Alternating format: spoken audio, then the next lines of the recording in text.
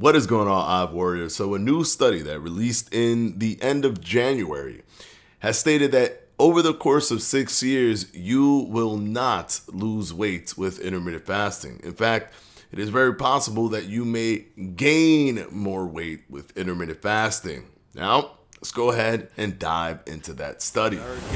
Now, here we have the Journal of the American Heart Association.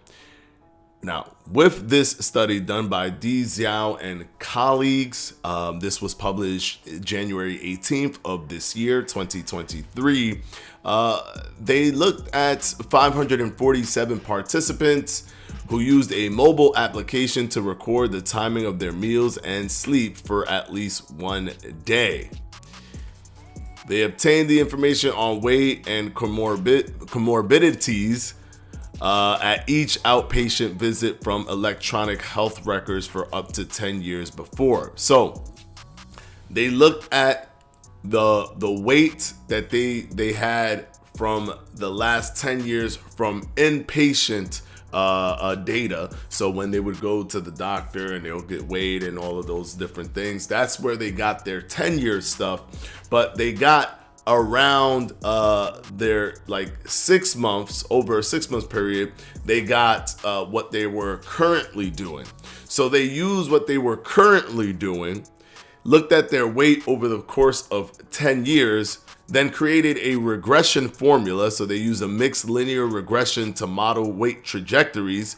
And then they determined that skipping meals or doing intermittent fasting their findings did not support the use of time-restricted eating as a strategy for long-term weight loss in general, in a general medical population. Now, what they found throughout the study, now we could read the whole thing, but I've already read this. What they found throughout the study was that the association between calorie intake and weight loss was more powerful than the association of meal timing or reducing meals throughout the day, thus aka intermittent fasting.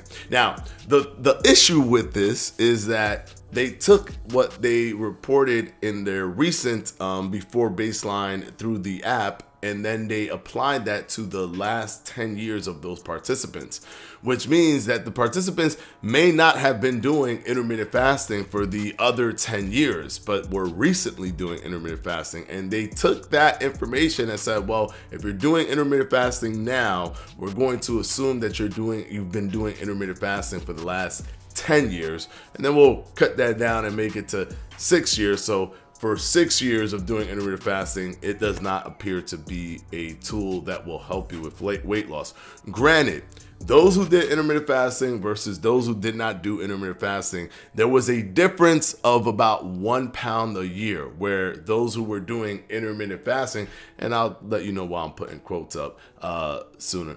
Those who were doing intermittent fasting, they would gain 1 pound more than those who did not do intermittent fasting. But the thing that mattered more than anything was those who were overeating versus those who were eating within their caloric limit or under their caloric limit.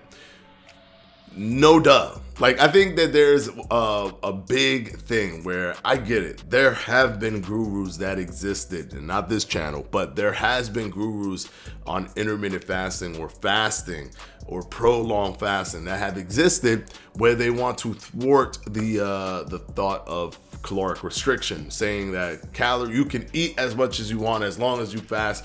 You're gonna be good. So you can actually eat up to 10,000 calories a day, but if you fasted, you're gonna lose weight. There are gurus that exist like that, but once again, not this channel.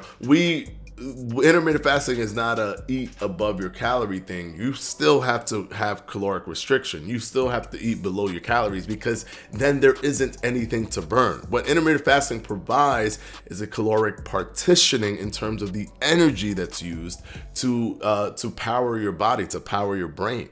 It's the fact that intermittent fasting allows for, after glucose depletion and being in that post-absorptive range, that you use fatty acids to fuel your brain, to give power to your brain as a replacement for glucose, since you've depleted it, which happens when you fast. So fasting is not about you lose more weight, it's about you lose more fat.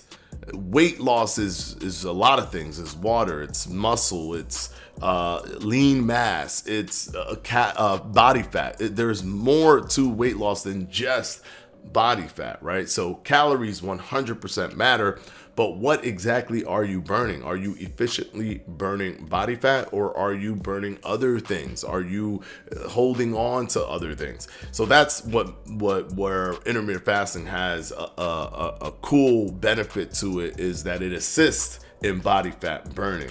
But this ain't even intermittent fasting. It's just the people that sometimes they won't eat in the morning, or sometimes they don't eat late at night, or they don't have a strict hard and fast rule that they're necessarily doing intermittent fasting.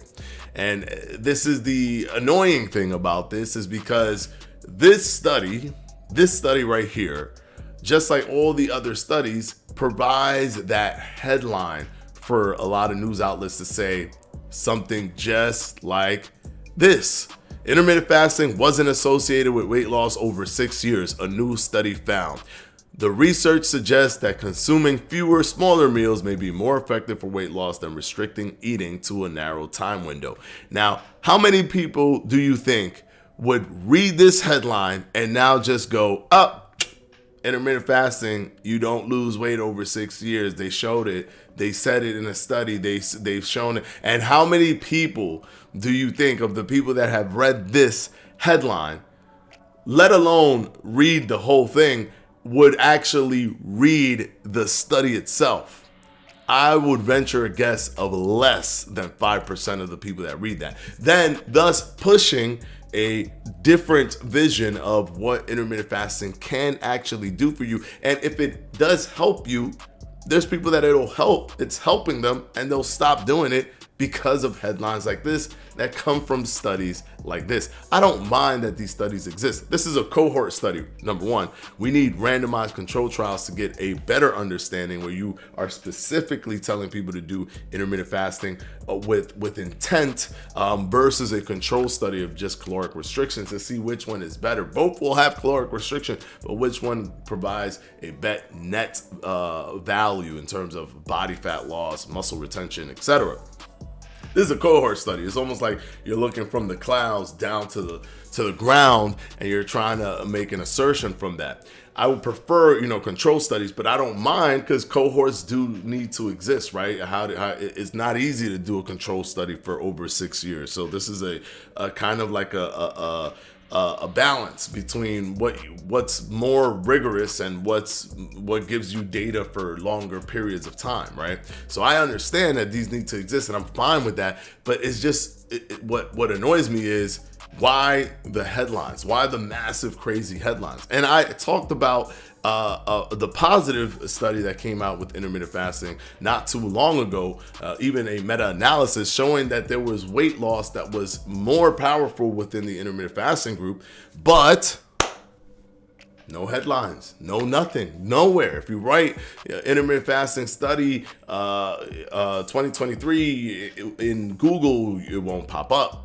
Because we're in the pivot point. We're in the point where it's more fashionable or it's more clickbaity to tell people that what they're doing is wrong, as opposed to tell people that, yeah, this study is showing what you're doing is right. Or just be unbiased and show studies that show positive results for intermittent fasting, studies that show negative results. But intermittent fasting has become so popular now that this is what they resort to get your clicks. And unfortunately, people read the headline and read nothing else.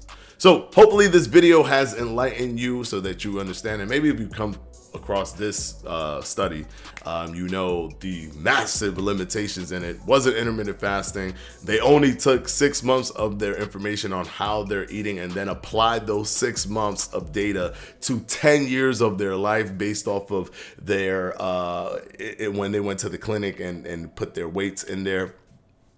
And it's just, it wasn't randomized, it wasn't controlled. Too many holes in it to be anything definitive in any way, shape, or form. And even when the data came back, there was only a 1 pound difference. There was only a 1 pound per year difference, which isn't significant at all. Granted, it's not intermittent fasting, but even if it was, and even if it was like somewhat controlled to make sure that they're doing intermittent fasting for all these years, 1 pound difference is nothing. It doesn't even reference if it's 1 pound of muscle or 1 pound of body fat. You just don't know. It's just a pound in its own isolation. 1 pound could have been water weight. We don't know. Anyways, there you go, guys. Hopefully this video has helped you guys. Hopefully this video has enlightened you guys on study practices and how studies are done and how headlines are made out of these type of studies. And of course, as always, I'll see you in the next one. Peace out.